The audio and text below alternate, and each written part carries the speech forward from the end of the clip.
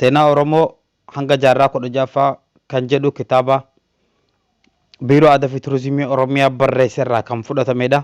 Kitaaba kana keessatti seenaawwan Oromoo hidda latiinsa Oromoo baay'ee kan keessatti barraa'ee ta'u arraf seenaa ituu humbannaa fi Afran Qallo kan jedhu isinii dhiyeessaa. Hanga xumura sagantichaatti akka nu wajjin turtan warreen chaanalii keenya haaraa taatan subscribe akka gootan warreen biraatiif akka qooda irraa fudhatan yookaan ergaan keenya kun akka bira ga'uuf subscribe akka gootan gamanamaa isin hubachiifna.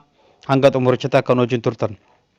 Ituu humbannaa fi Afran Qallo dameen Oromoo bareentummaa jedhamu shan akka ta'e dubbatama.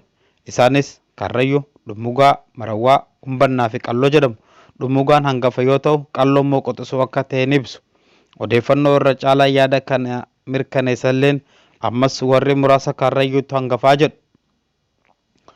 Oromoon ilmaan lama dhale. Innis Booranaa fi Bareentoo. Bareentoo, Karrayyuu, Dhummugaa, Marawwaa, Humbannaa fi Qallo. Gosa gurguddoo shanan bareentummaa keessaa naannoo Hararghee gosa gurguddoo sadiitu qaba. Isaanis Marawwaa, Ituu, Humbanna, Anniyyaa fi Qallo Afran Qallo kan jedhamu kan. Garee damee bareentummaatti yoo dhufnu garaagarummaa guddaan barreessitoota seenaa fi manguddoo gidduuttis ni mul'ata. Tokko manguddooleen ilmaan shan akka qaban ibsan. Isaanis Karrayyuu, Dhummugaa, Marawwaa, Humbannaa fi Qalloo kan jedhu yoo ta'u lakkoofsa isaanii kana manguddoon shan ta'uu isaanii akkaataa itti ibsu heera shanan bareentummaa mana odaa bultum namni nama ajjeese gumaan isaa 100 bareentuma shanan fardi gama galee nama nyaataa jetti Oromoon. Inni lammaffaa Alaqaa Tsimeen ijoollee 6 qabaa jedhe. Innis Liiban, Walloo, Jillee, Aboo, Luubaa fi Balla'ee jedhama. Haa ta'u malee kan inni himuuf manguddootni hidda ofii himatan gonkumaa walitti hin dhufu. Isaan kunis gosoota Walloo Kibbaa fi Shawaa Kaabaa keessatti argaman malee kan bareentuu maraatii miti. Kanaaf seenaan kun seenaa sirriiti jechuun ni danda'ama.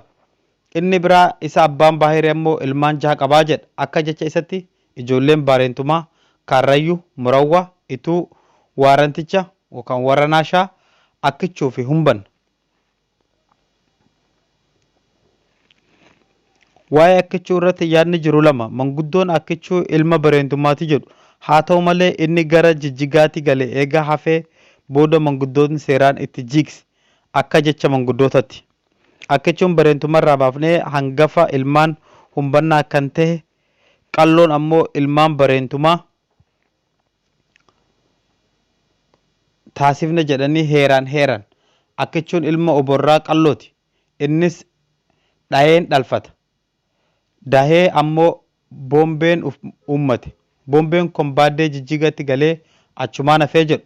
Akkichuun bareentummaatti hin deebine Jijjigaa yaa'anii hin deebine jedhama. Sadeen bareentummaa Hararghee keessatti argaman hidda dhaloota isaanii ilaalchisee garaagarummaa barreessitoota fi manguddoo jidduutti mul'ata. Inni tokkoffaan Humbanna. Hidda dhaloota Humbannaa ilaalchisee odeeffannoon barreeffamaa fi manguddoo irraa dhiyaatu bifa sadi qaba. Humbanna ilmaan Oromoo Humbanna. Hidda dhaloota Humbannaa ilaalchisee odeeffannoon barreeffamaa fi manguddoo irraa dhiyaatu bifa sadi qaba. Humbanna ilma tokko qofa akka qabaa kan jedhu. Innis Anniyya. Humbanna ilmaan 2 qabaa. Isaanis Qalloo fi Anniyya kan jedhanis jiru. Gariin immoo Humbanna ilma 3 qaba. Isaanis Raayyaa, Asaboo, Azaaboo fi Ashaaggeedhaa jedhu. Akka afoola manguddoo baay'eetti Humbanna Anniyya dhale. Anniyya immoo haadha warraa isaa lamaan irraa Kodheellee fi Sadacha ijoollee 7 dhale. Kunis Kodheellee irraa ilmaan 4 afurran Kodheellee isaanis Bidu, Aanaa, Kooyyee fi Maccaa yoo ta'u Sadacha irraa ilmaan 3 sadeen Sadachaa Baabboo, hangafa Anniyyaa, Malkaa fi Dambee dhalee jedhu. Walumaa galatti Oromoo irraa caalaa yoo sanyii lakkaawwatu karaa abbaatiin malee karaa haadhatiin miti.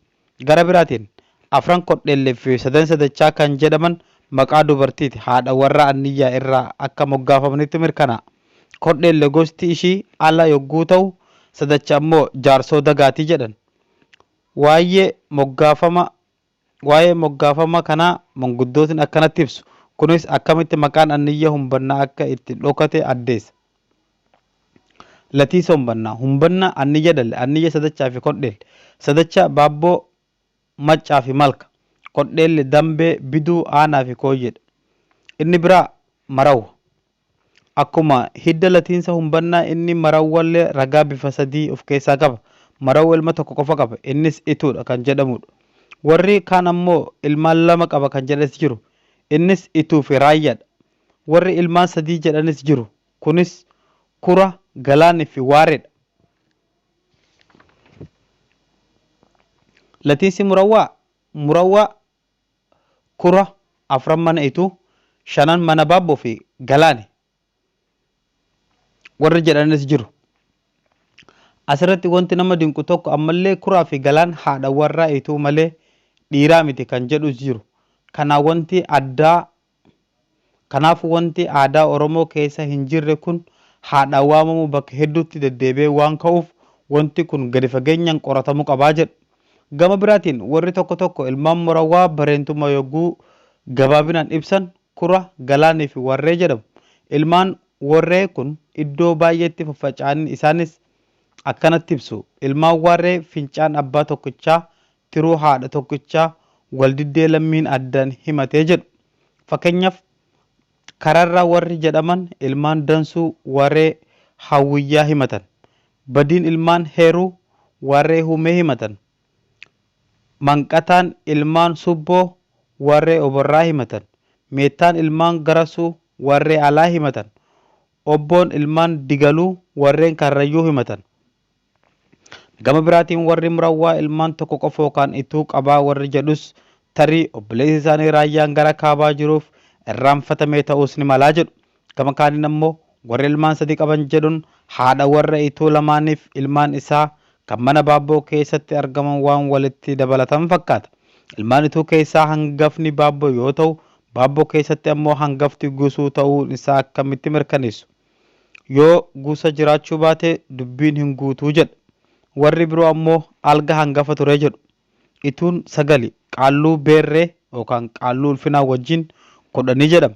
Qaalluu ulfinaa kun galaanitti yookaan shanan mana baabboo yookaan shanan mana galaan lakkaawwatu. Hangaftichi qaalluu ituu beerreedha. Innis qaalluu Oromoo keessatti quxisuudha. Hangafni karrayyuu abbaa warraa kaarraatis jedhama.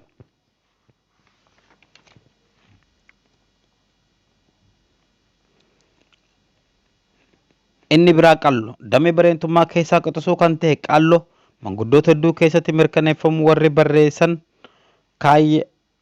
warri barreeffaman kaayan tokkoo fi manguddootni muraasni qalloo kan humbannaatis jedhu.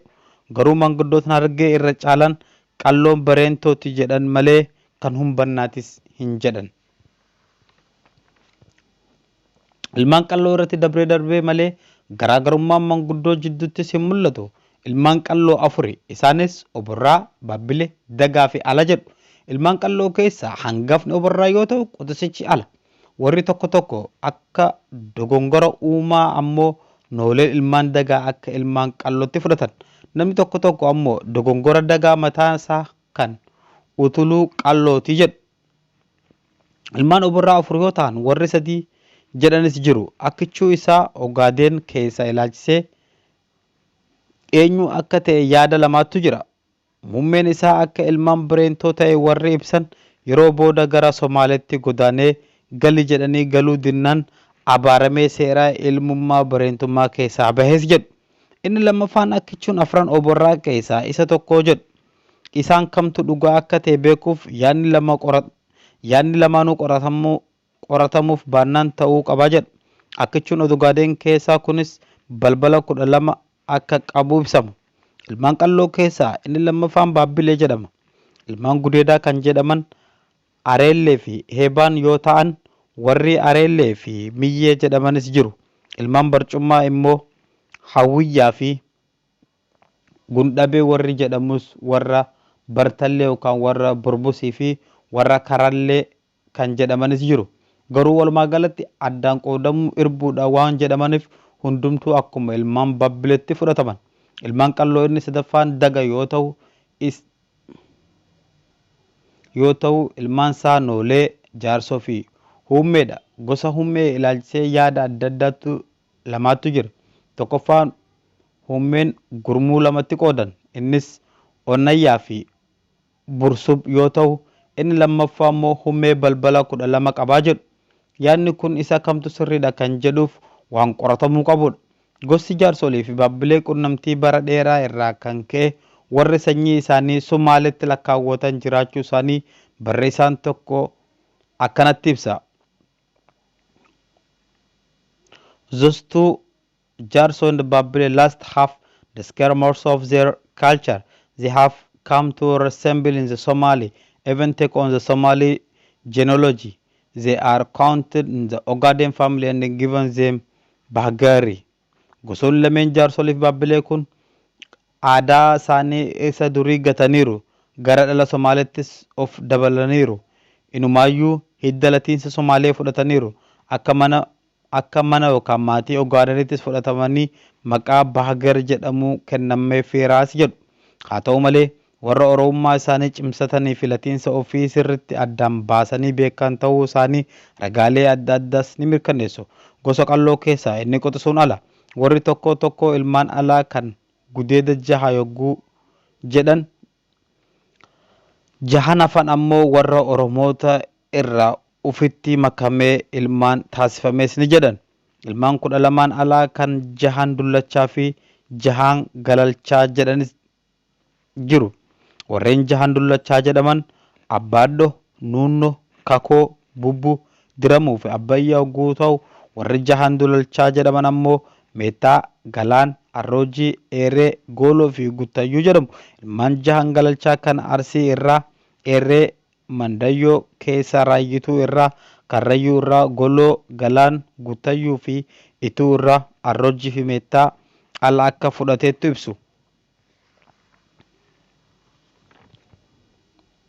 Hangafni ilmaan alaa Abbayyii ture garuu isa qoxisuu fi beekaa kan ta'e Abbaadho seeraan hangafa taa'ee jedhama.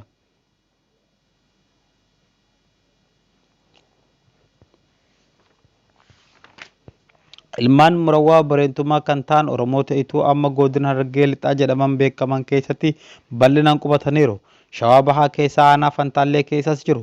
Akka barreeffama tokkotti Ituun Oromoo resettlement are scarce through the western part of Churchill region and beyond on the region to the southern margin of Afran south of area between Rammis and Wabee Shabalee. Akkuma walitti tuqamuuf Oromoonni Ituu dachii Carcar keessatti fi achirras dabree gara dhuma daangaa kibba Affaarii fi gara kibbaatiin ammoo naannoo laga Rammisii fi laga Wabee Shabaleetiin bal'atanii jiraachuu isaanii ibsa. Itti dabalees akka jedhan from relative recent time Nole ala Jarso Oromo have migrated to Churchill and established settlement among the Ituu. Kunis yeroo dhihoo irraa jalqabee koo garaa irraan kan Oromootiin Noolee alaa fi Jaarsoo gara biyyeetitti godaananii qubachuu isaaniitti ibsa. Walumaa galatti Ituun mana lamatti qoodamuudhaan kan qubatan 5 mana Baabboo fi 4 mana Ituu jedhamanii qoodamu. 5 mana Baabboo jechuun Baabboo, Alga, Galaan, Waaree fi Gaamoo irra caalaan karaa ganda karra qurquraa irraa gara lixaa hanga magaalaa Bordaddeetti qobatanii jiru. 4 mana Ituu jechuun Addayyoo, Arroojii, Waayyee fi Baay'een qurquraa irraa gara bahaattiin hanga Burqaa Machaarratti qobatanii warreen jirudha. Haaluma kanaan wirtuuwwan qubannaa gosoota lamaan hoggaa ilaallu Addooyyee fi Baay'een amma aanaa Bookee jedhamu keessatti, Waayyeen aanaalee Ancaar Gubbaa, Qorichaa, Habroo, Salqee fi Bookee, Arroojiin aanaa Daaroo Labuu keessa qubataniiru. Wirtuuleen Baabboo aanaalee Qunnee fi Bookee, Alga aanaa Hirnaa keessa, Gaamoo aanaa Mi'eessoo hanga Hilfataa, Galaanii fi Waarree Midheedduu, Baddeessaa fi Sagalan Gaadullaa, Waaccuu fi Lufii qubataniiru.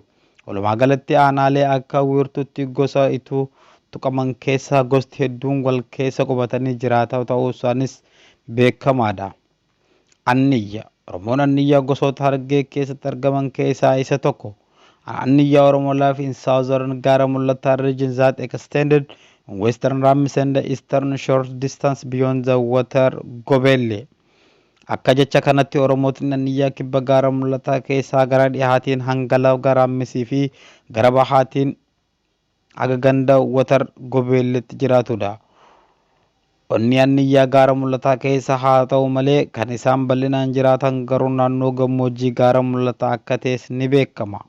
Kana malees aanaa bookee irraa kaasee gammoojjii gaara mul'ataa hunda darbanii hanga magaalaa mullutti dhiyaatanii akka argamanis ni dubbatama.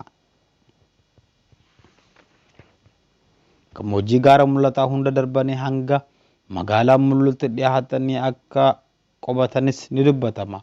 Walumaa galatti Anniyyaa Afran Qalloo fi ituu irraa gara kibba koonyaa gaara mul'ataa jedhamu daangaa naannoo Somaaliitii fi godina Baalee fi Arsii gidduus qubateera. Inni biraa Afran Qalloo. Waa'ee Afran Qalloo yookaan Qubsumaa Afran Qalloo kutaa itti aanu keessatti walitti deebina. Hangasuu peejii keenya warreen subscribe godhin yookaan maamiltoonni Harar subscribe godha. Warreen biraa immoo akka argataniif carcar connection share godha. Waan nu wajjin turtaniif galatooma. Warreen ammoo wantoota armaa olii dubbisnu keessatti dogongora yookaan sirreeffama seenaa agarta yoo jiraate chaanaalii keenya jalatti koomentii nu godha. Waan nu wajjin turtaniif galatooma. Hanga sagantaa itti aanu walitti deebinutti nagaan nu tura. Horaa bulaa deebana.